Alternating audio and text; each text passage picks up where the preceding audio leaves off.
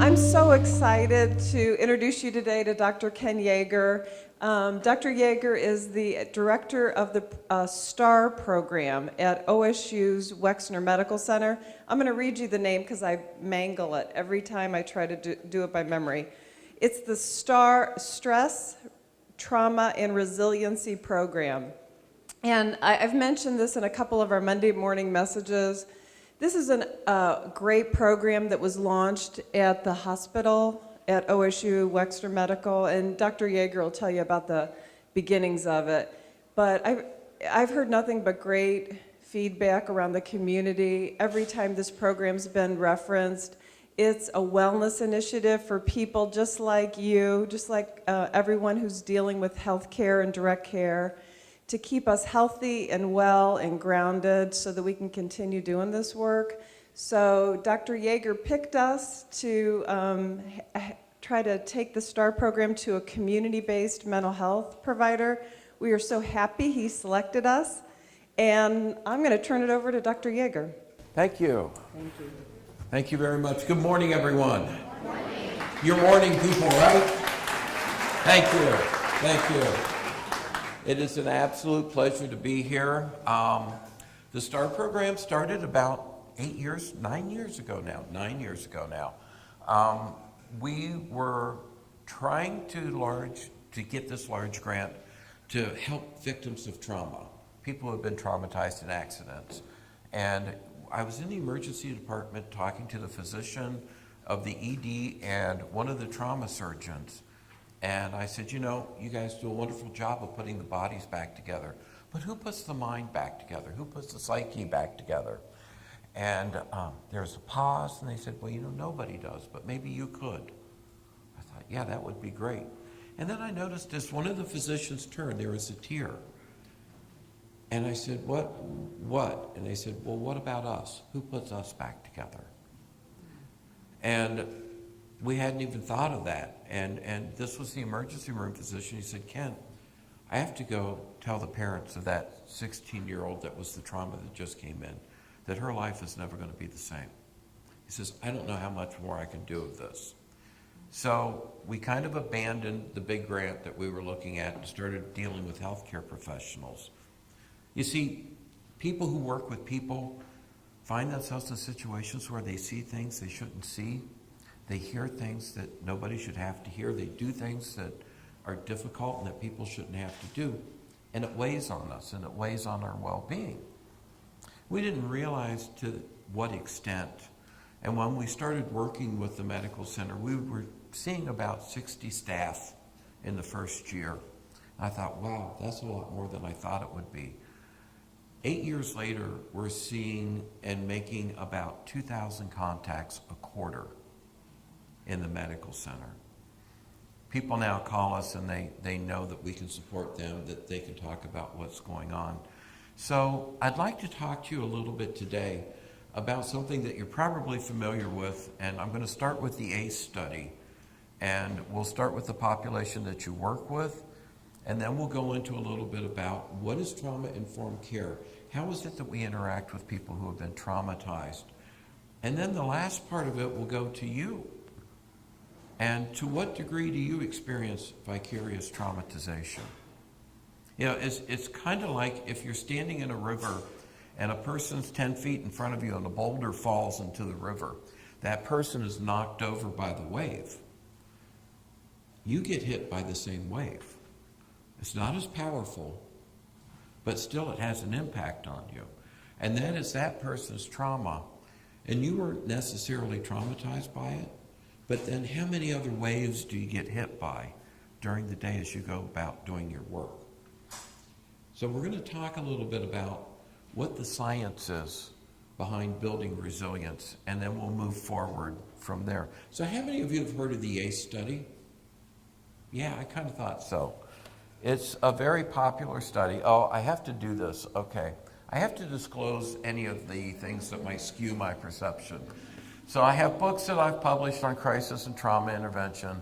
I have research that is almost $2 million from the Attorney General's office.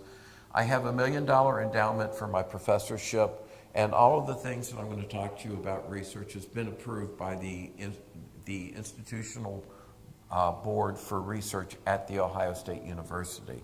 So I don't have any drug money. I've never even accepted a pen from a pharmaceutical company, so I'm just scared to death of them. So adverse childhood events are things that happen to kids that we had taken for granted for decades. Folletti is the primary investigator in this research. It was actually funded by the CDC and Kaiser Permanente. And the thing that I liked about this research is that it was a cross-section of functional people who were employed, middle to upper middle class, college-educated families who had jobs that could afford Kaiser Permanente insurance. And insurance is very, very, very, very expensive. So I kind of like that it took this cross-section. The original study had 17,000 people in it, and they began looking at what are the things that can change an individual's life? What are the things that can get in the way of it? And what they found out, and when I send this to you, I'm not giving you handouts. I'm going to send the PowerPoint so the PowerPoint can be shared. The ACE study has, and there's this little video in it that talks about what happens biologically to kids. What the ACE study found is that most of the adverse childhood events occur between 0 and 9 months. That would be the onset, the first adverse childhood event. Now, it's interesting because what happens is that the central nervous system clicks on, and the central nervous system focuses primarily on survival. So when children come from a toxic stress environment due to either violence in the home or neglect, they're on heightened alert all the time. What that does is that disrupts the normal human development. Now, the ACE study is probably one of the most replicated studies ever.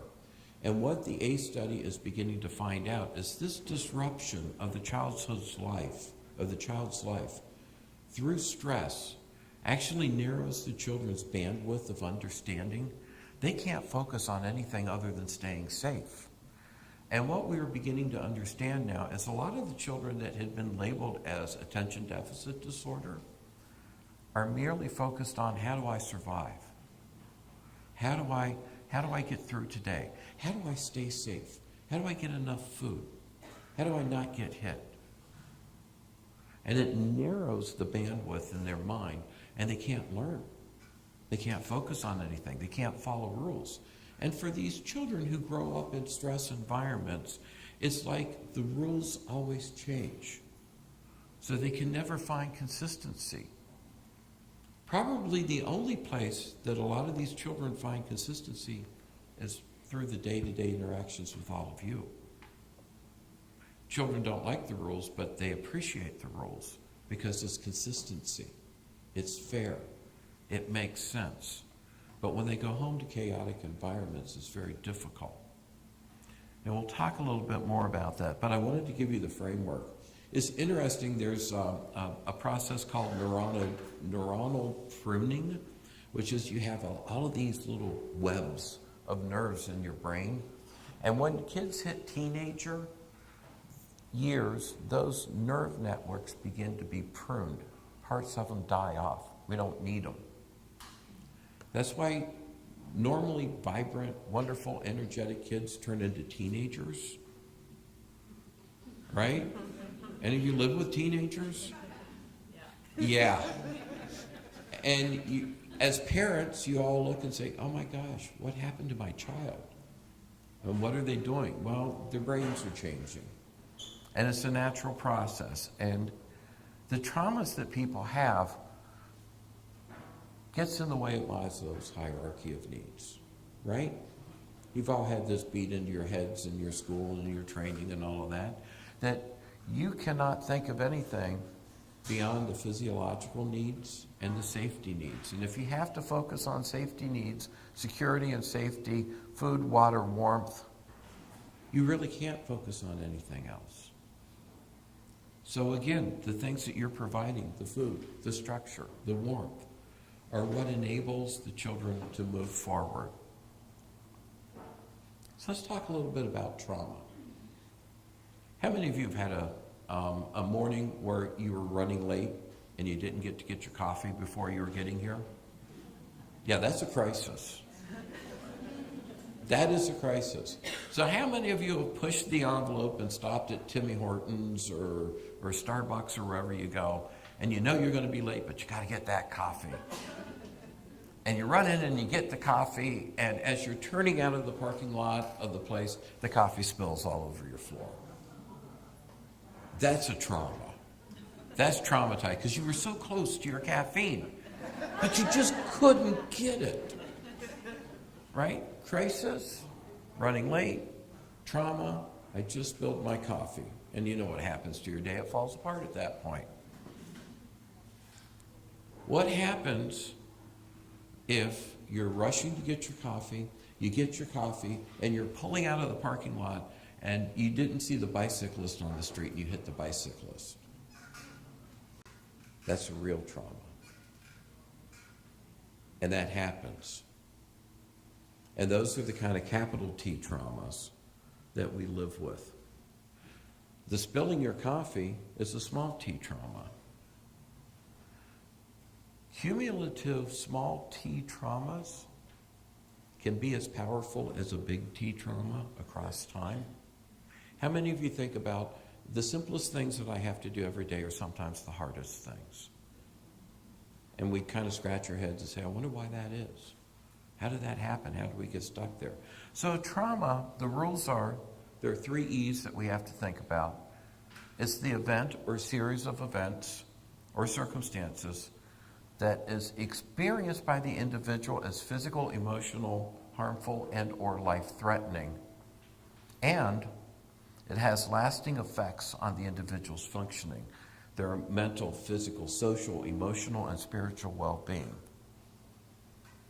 What Folletti looked at in the ACE study were abuse, physical, emotional, sexual, neglect, physical, emotional, household dysfunction, mental illness, incarcerated relative, mother treated violently, substance abuse, and divorce in the home.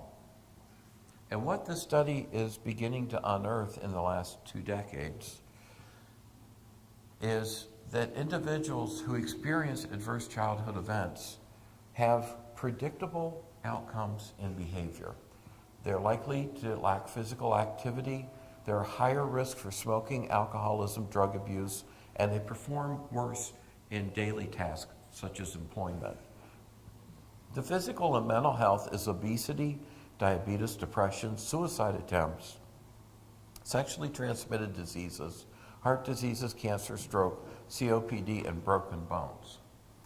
People who experience traumas as children utilize about 40% more health care over their lifespan. About 40% more. So what we need to know are ACEs are common. In this middle swath of America, nearly 2/3 or 64% of adults had at least one traumatic childhood event. That's enormous. ACEs don't occur alone. There's an 87% chance that you'll have 2 or more ACEs throughout your life. So 2/3 of the population have one, and most of them probably have 2. People with an ACE score of 4 or higher are twice as likely to be smokers and 7 times more likely to become alcoholics. Because they look for things that calm. They look for things that soothe. And we know that sedatives, such as alcohol, help to soothe, at least for the short run. And if you have an ACE score of 4 or more, you're 1,200% more likely to attempt suicide. That's a huge number. That is an enormous factor. So it makes a lot of sense that we have to start looking at trauma and the impact of trauma in the populations we're working with. Because what happens is you have the abuse and neglect and household dysfunction that interrupts the neurobiological processes, the psychological effects, the health behaviors. And then it goes into the long-term consequences of the disease processes. So where does it start? Look at the largest number. I'm going to cause feedback. Look right here. 0 to 3 years of age. It's the highest number of adverse childhood effects. Long before you ever see any of these kids, the foundation has been laid.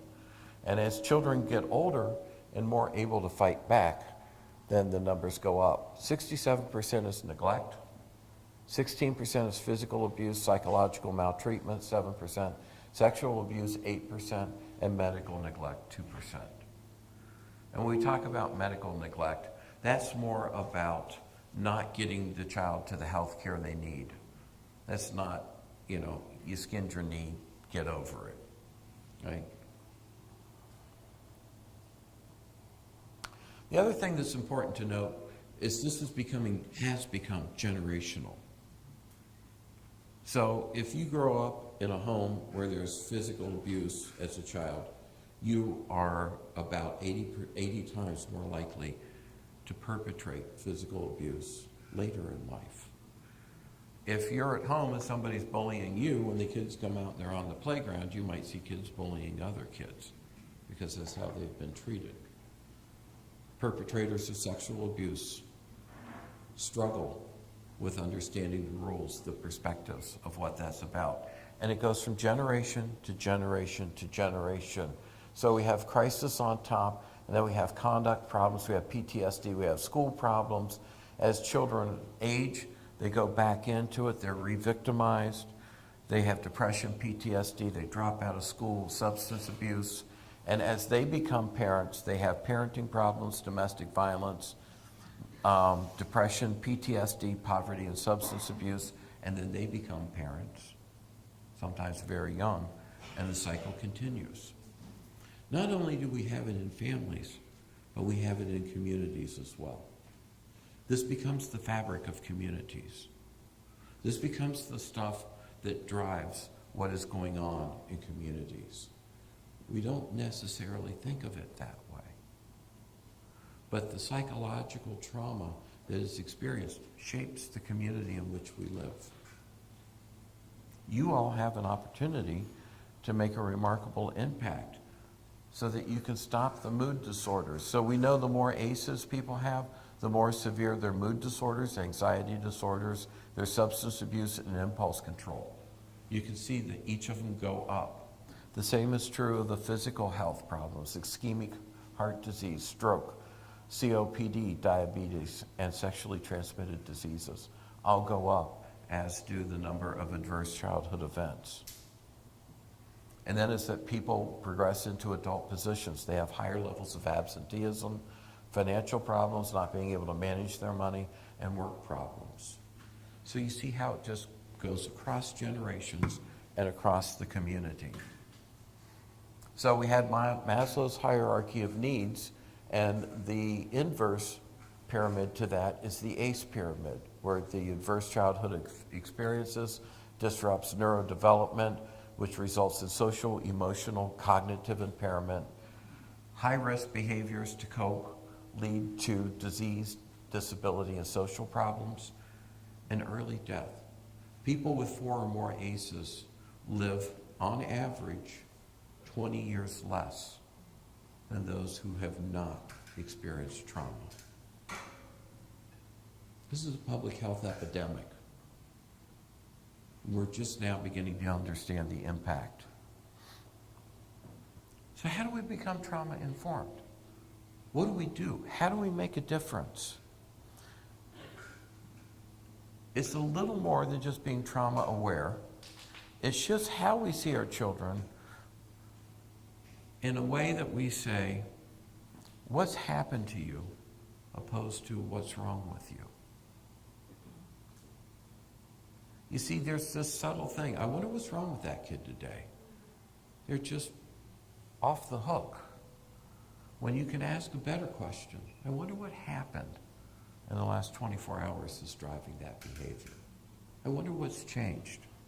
It shifts how we go about providing care. It shifts our focus to trauma symptoms rather than problematic behavior. And when you look at how we think about disorders, they're all deficit models. They're all bad things. Why don't we shift to a positive model? What are the good things we can build on? So instead of focusing on what is not right or not good, focus on what we can do to facilitate healing. Focus on what we can do to provide support to the children. So there is a paradigm shift. One paradigm I'd like to use is not ever using the word paradigm again, but I can't get away from it. When we presume that those that we serve has a history of trauma and exercise something like universal precautions against re-traumatizing the children, then we can create a system of care that is trauma-informed.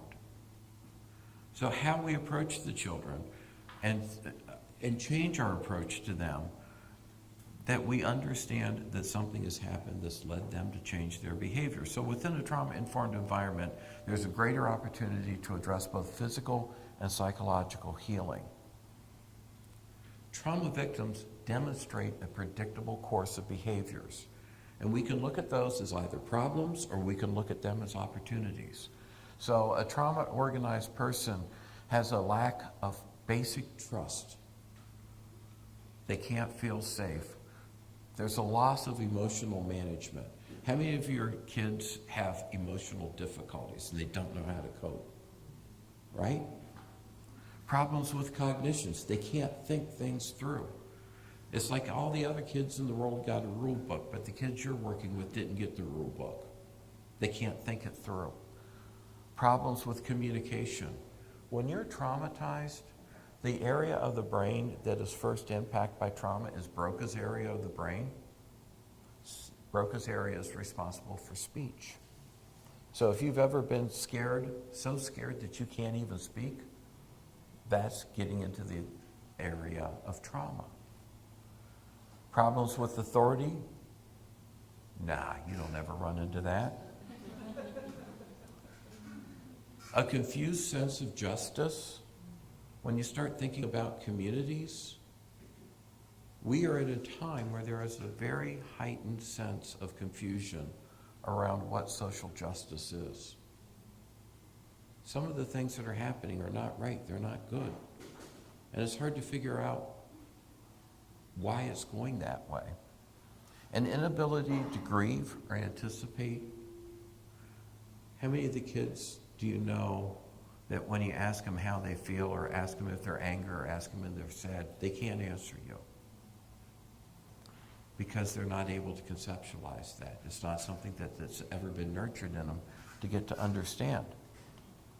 So a lot of times what we find is there's trauma hiding in plain sight. We can see the impact of trauma as a behavior disorder, as aggressive behavior, manipulation, self-harm. We can see it as criminal behavior or at-risk behavior, and we can see it as addictive behavior. You know, our children don't set out to become addicts, but they're launched on a pathway that oftentimes leads them to self-medicate, and anything that lessens that traumatic feeling, that on edge, that antsiness, has the potential to be abused. So if a child breaks their legs and they get opiates, they discover that opiate worked, and they never forget it. And then they underestimate the power of the opiate. I'll just take a few of these pills to feel better. And then tolerance develops, and the ability to take the pills to feel better is getting harder to get to. And they're expensive. So maybe heroin's cheaper. I'll just snort it. I'll just snort it. I won't ever shoot it. But the tolerance grows again. And then the child begins to shoot heroin. And we're losing 10 people, 10 lives a day in the state of Ohio, secondary to opiate dependence. It's being talked about now as a national health crisis. How do we change that? Well, we've got to go back to the root of it. We've got to get to the trauma to treat this in an effective way. Manifestations of trauma, there's fight, flight, and freeze, right? So if we were all Neander people, right, we're back to caveman people, and there's one door to our cave and a saber-toothed tiger comes in the door, what are you going to do? Other than mess your pants, what are you going to do?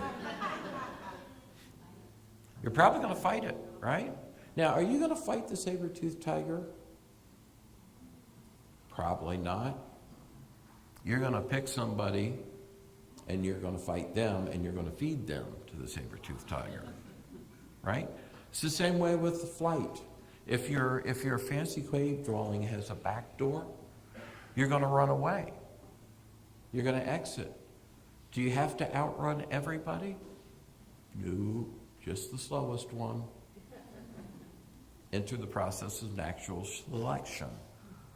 And freeze, maybe you don't have to run at all. Maybe there's a person there that's so frozen they can't move. They're stuck. In my work in the emergency department and across the medical center, I see freeze a lot. I see freeze in parents that don't know what to do.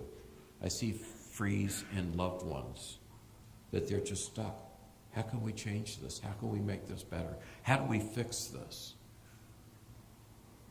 And I'm sure your work is like my work. It never looks in the real world like it looks on television, that we can fix every problem in 30 minutes. It doesn't work that way. The problem with life is there's no scary music to warn you when something bad's going to happen, right? Robin Williams said that, and I think it's very true. So we can identify trauma by identifying the behavioral manifestations of trauma. So the splitting, the manipulation, the anger, the argumentative. Hypervigilant. How many of you jump when there's a loud noise around you? Yeah. How many of you still look up at jets when they fly over and they're low and they're loud? Remnant of 9/11. It's vicarious traumatization. People who are traumatized try to control the situation and they try to avoid issues that remind them of their trauma.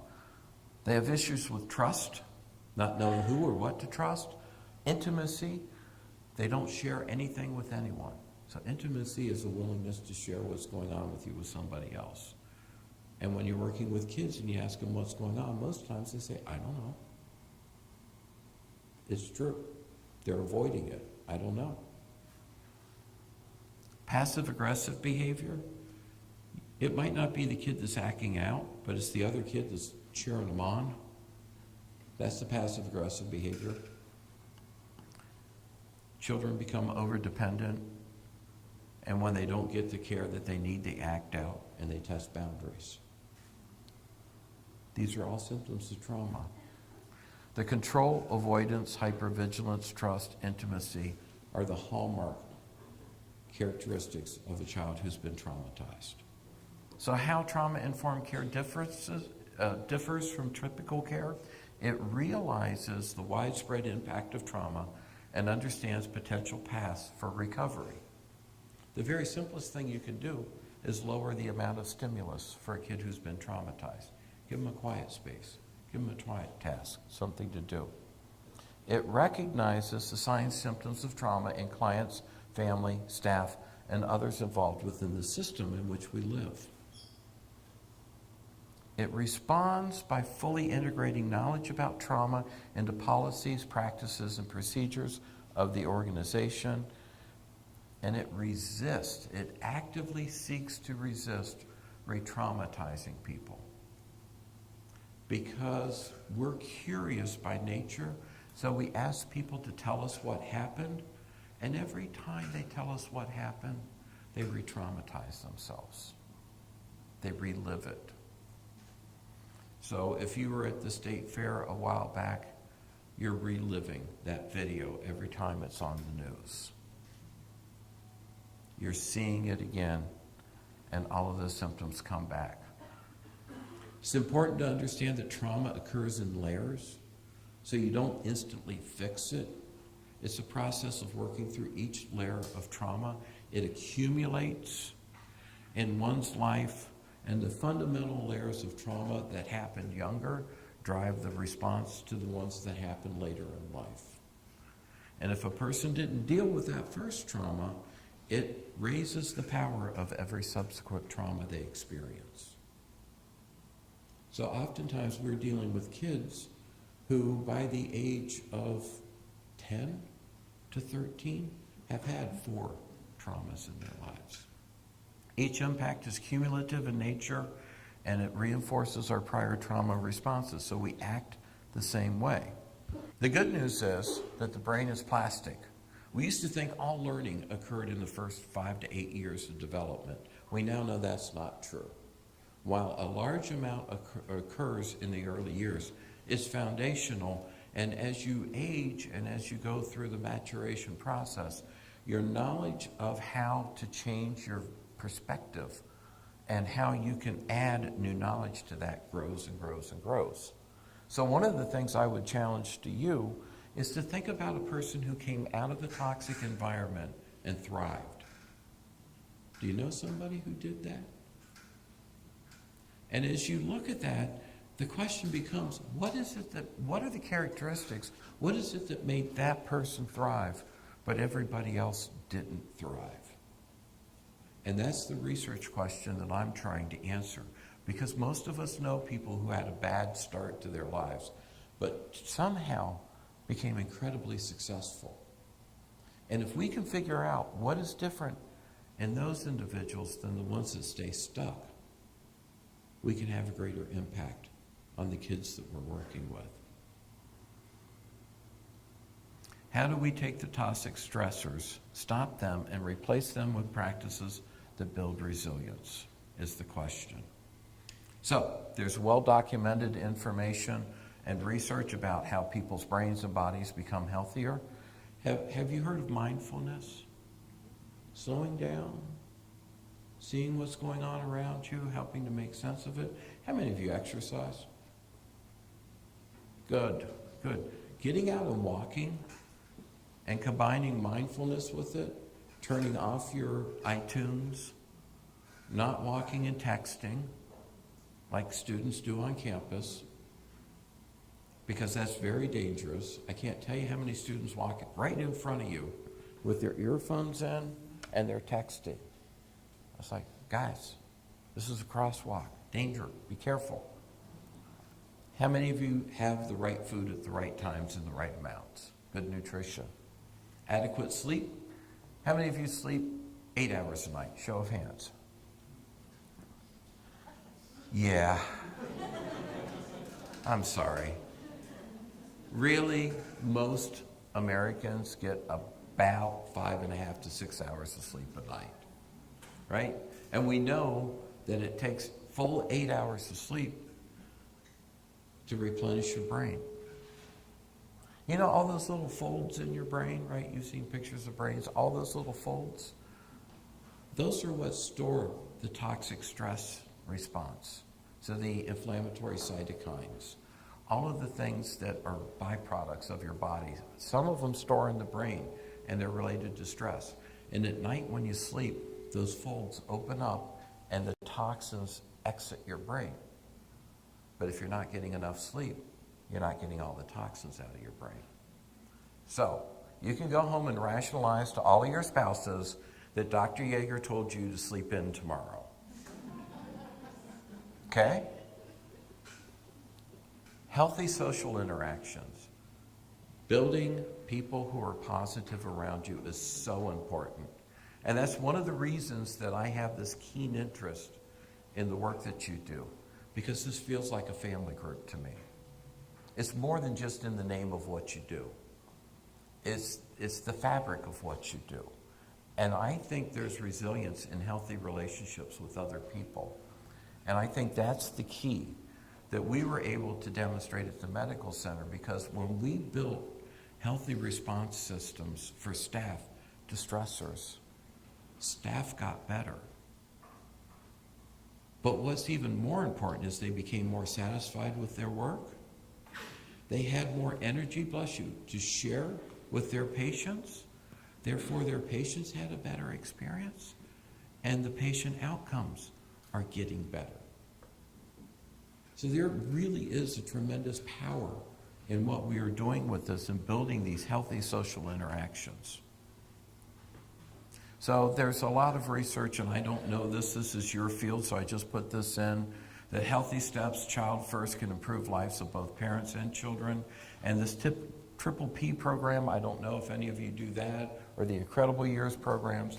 They're all programs out there that have research behind them that show that you can move in certain positive pathways.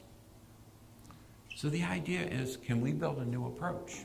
And how do we build a new approach? Well, first off, we know that we must focus on those responsible for helping, you. Most in a position of responsibility have experienced vicarious traumatization. You're all responsible adults. You're here at 7:30 in the morning. That tells me you're all responsible adults.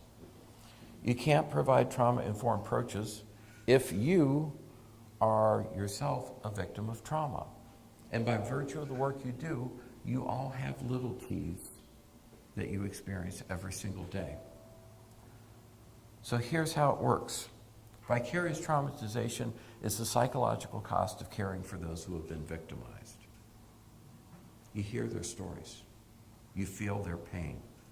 You empathize with them. You sympathize with them.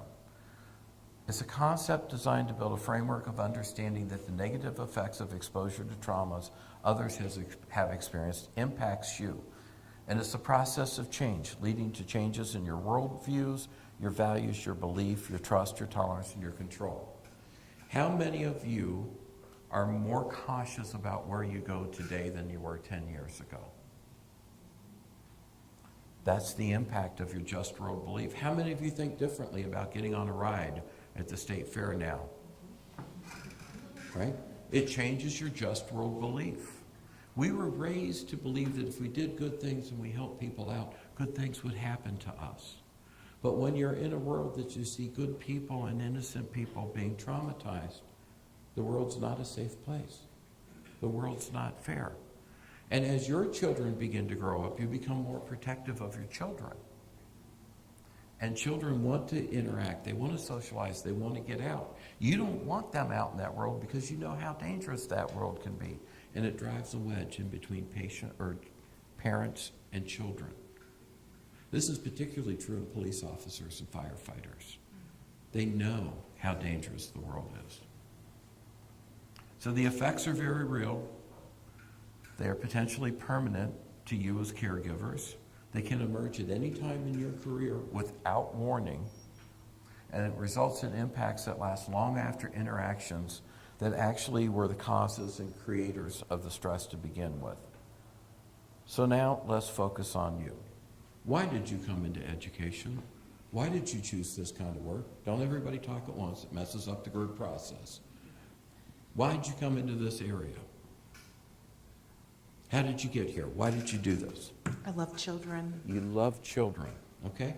Wanting to make a difference. You want to make it. You want to help. You want to make a difference. Why did you come into this line of work?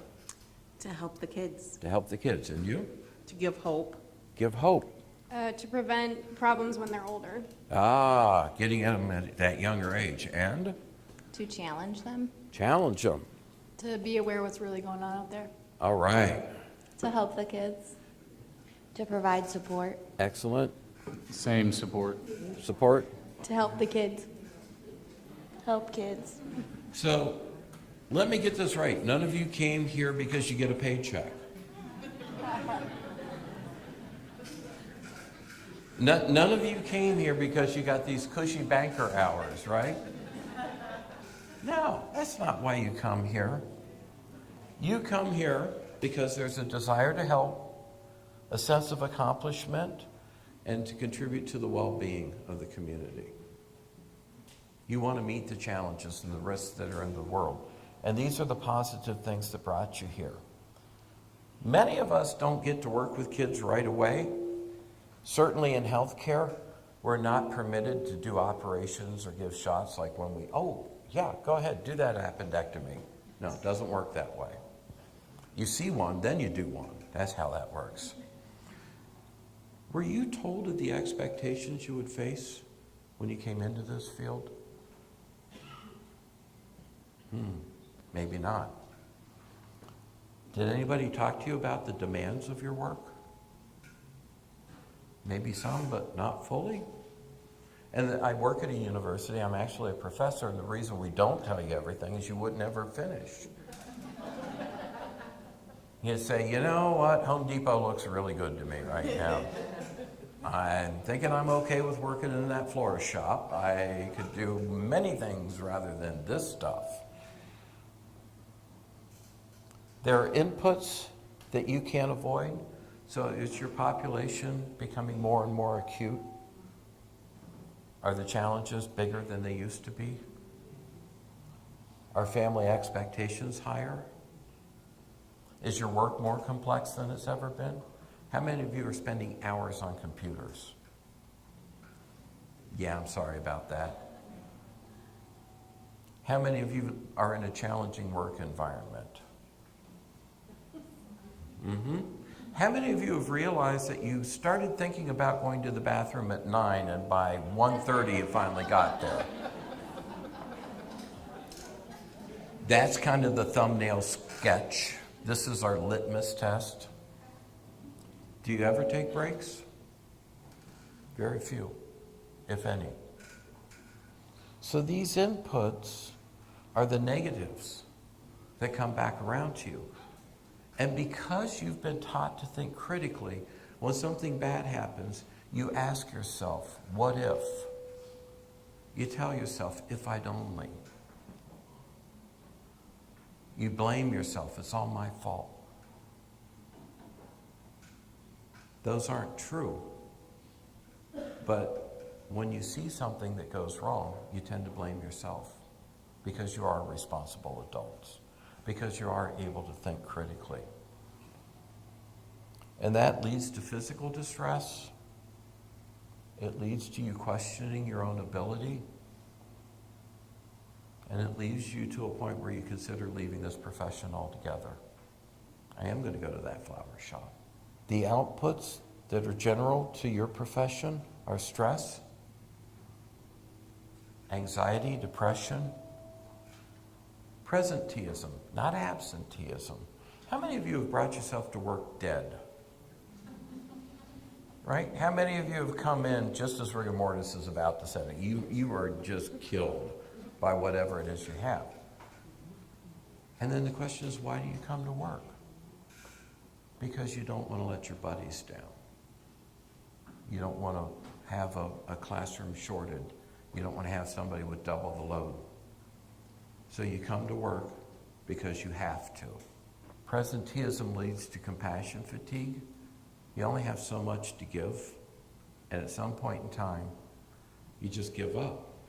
You just can't, you don't have it to give. And if you do this over long periods of time, it leads to chronic illnesses. Just like the people with ACEs that have 4 ACEs. So you experience vicarious traumatization, traumatic stress when you're involved in some of these events with the kids, moral distress. Let's linger here for a second.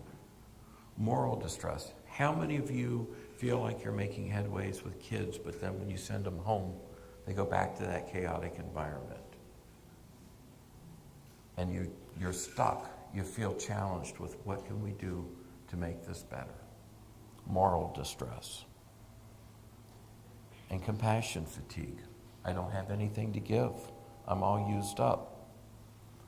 One of the things that I'm interested in doing is helping you all to become more resilient. And building a system that is more resilient. Because all systems are uniquely designed to attain the outcomes they achieve. So let's just say these are different aspects of the school. It's residential versus classroom versus therapy.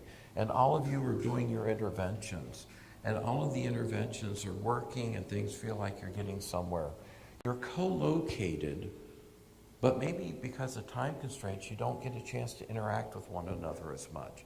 You don't get a chance to be more collaborative in your work. And what happens When systems are stretched like they are, services become singular in each unit in approach to how they're addressing the problems. And the more ideas you have, the more success. So rather than being co-located, it would be healthier if they could be collaborative. Because in a co-located system, even when people are working at the highest level, there's still room for error. And every once in a while, because there are holes in the Swiss cheese, somebody will come absolutely through the system. This is what we saw in Kirkersville this spring. The individual had been in court, he had been incarcerated, he was on probation, he was violating probation, and nobody kept up. This is the story of Megan Trope, the young Ohio State student who was murdered. Individual known to be dangerous, in the system, on observation. But the system failed. It's never the people who fail. It's almost always the system. So we have to think about the system. And it's never one person who's to blame for the system. It's the parts of the system that are so difficult to rebuild. So when you start working together collaboratively, it changes from those co-located systems to collaboration. It's called a grid approach. This is the stuff that NASA uses. This is the stuff that the Air Force uses. This is the stuff that people who do things that have a high level of risk involved, they build a different approach. And this is the grid approach. And say your classroom works with the residential program, that works with the children's services, that works with the parents, that works with law enforcement, that works with other community services, that works with Children's Hospital. And what you see is, look at how dense the coverage comes in the center. There's less of an opportunity for failure. So I'm working with a program out of the Substance Abuse Mental Health Services Administration, and we're working on problems in communities in Baltimore. And one of the things that we're doing with the community that is different is when the police are called out to a child's house, and this may be a domestic violence situation, the police send a message to the school that says, student, and the message is handle with care. It doesn't tell you what happened. It doesn't give you any details, but it does alert you to the fact that little Johnny or little Susie was exposed to a bad situation last night, and they're not going to be functioning very well. So people within your organization can communicate across the organization about challenges that you're facing, not only with just students, but processes and learning and everything. So you build this collaborative grid, and it makes your programming stronger. And a funny thing happens when you start building that grid is you begin taking better care of one another. So at the medical center, somewhere, I have a badge. Yep, there it is.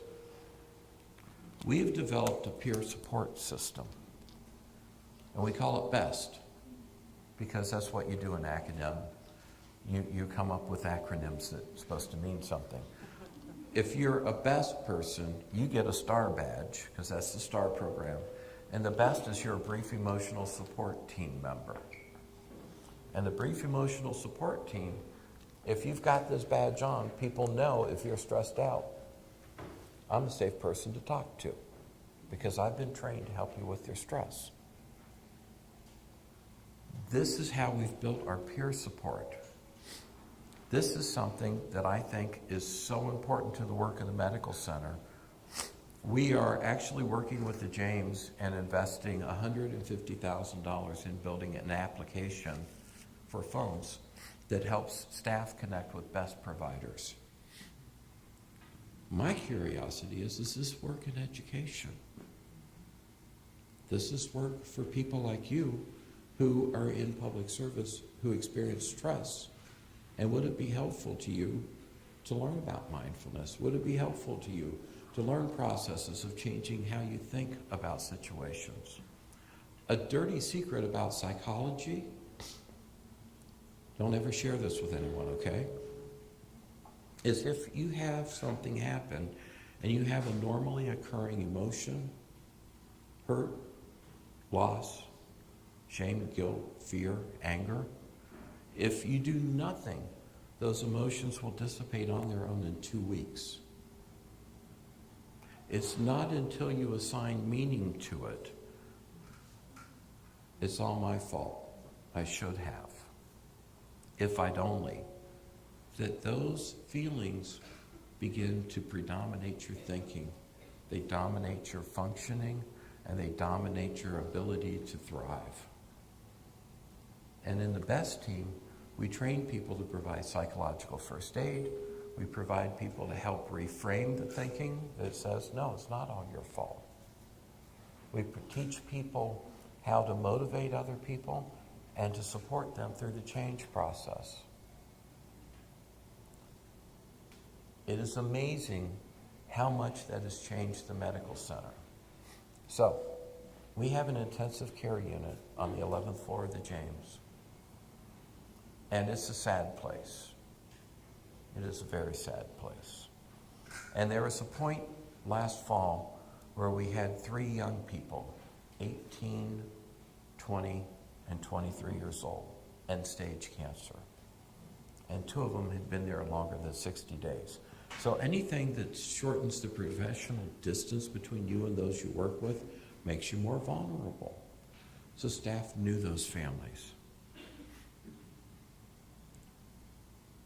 We had one of those individuals pass, and we put things on the board all around the break room that are 3 good things or things you're struggling with.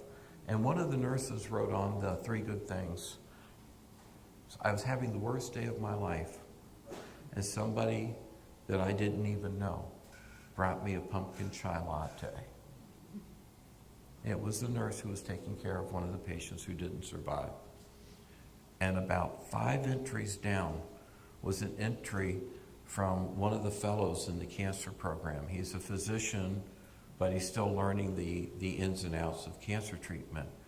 And his message was, who would have thought a stupid pumpkin chai latte would make such a difference? He went down, he had heard her talk about the pumpkin chai lattes. He went down to the coffee shop, bought one, and brought it back up because he noticed the stress of the individual. So we do strange research at the medical center and other places. So one of the things we're doing is we're kind of partnering with the Max Planck Institute out of Germany. And we're studying what happens with behavior. And one of the things that Taya Singer has done at Max Planck is she brought Tibetan monks in and put them in a functional MRI so she could see their brains. And monks are very important because they can regulate their emotions and go to different places at will. They spent their entire life learning how to do this. So Singer put 16 monks in an fMRI, and she asked them to experience sympathy. And she did the functional MRI of the brain, and all of the pain receptors of the brain lit up. She said, wow, that's interesting. So she next asked the monks to imagine empathy. And again, all of the pain receptors of the brain lit up. And the monk said, please, let us experience compassion. Sure, why not? All 16, back into the MRI. And when they experienced compassion, all of the reward centers of the brain lit up. Every reward. It's like eating chocolate with no calories. And Singer was ecstatic, and she asked the monks, tell me, what happened? And when you experience empathy and sympathy, you feel as if. You feel like you're a part of what's happened to the person. The monks explained that the way you get to a compassion is through a simple act of kindness. And that simple act of kindness, that listening, that providing positive reinforcement, support, condolences, all lead to the reward center lighting up. And that's how you build resilience. So think about if it's something that you'd be willing to learn, how to help one another cope with the traumas you have. It'll help with the kids. It'll help with you all. But today's takeaway is that I'm going to go out on a limb and say about 2/3 of your kids have already experienced 2 to 3 to 4 ACEs. Maybe, just maybe, we can start thinking differently about how we address those ACEs. I'm sure that you already are addressing them in very effective ways. The question is, how can we look at it differently, and how can we make it better? That's the stuff that really keeps me up in the morning. And today it got all you up too. So I know that these big yellow things are going to start pulling up out here, and they're full of little guys, and that's going to change your day greatly.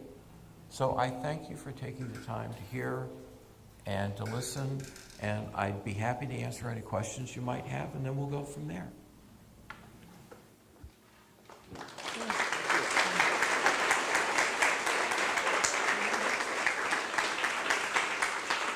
Thank you. Thank you, Dr. Yeager. We do have time for a couple questions. The next steps from this overview is Dr. Yeager is going to work with us to build our own BEST program. We may come up with a different name so that we will figure out how to do a training program for volunteers who want to be peer mentors for this kind of brief wellness intervention with each other, so we're all supporting and helping each other. So we got a lot of work to do in the next few weeks to kind of build that up. But that's our vision for this, that by the fall we will have our program ready to go, and we'll have some of you who volunteer to be trained in this and to support each other.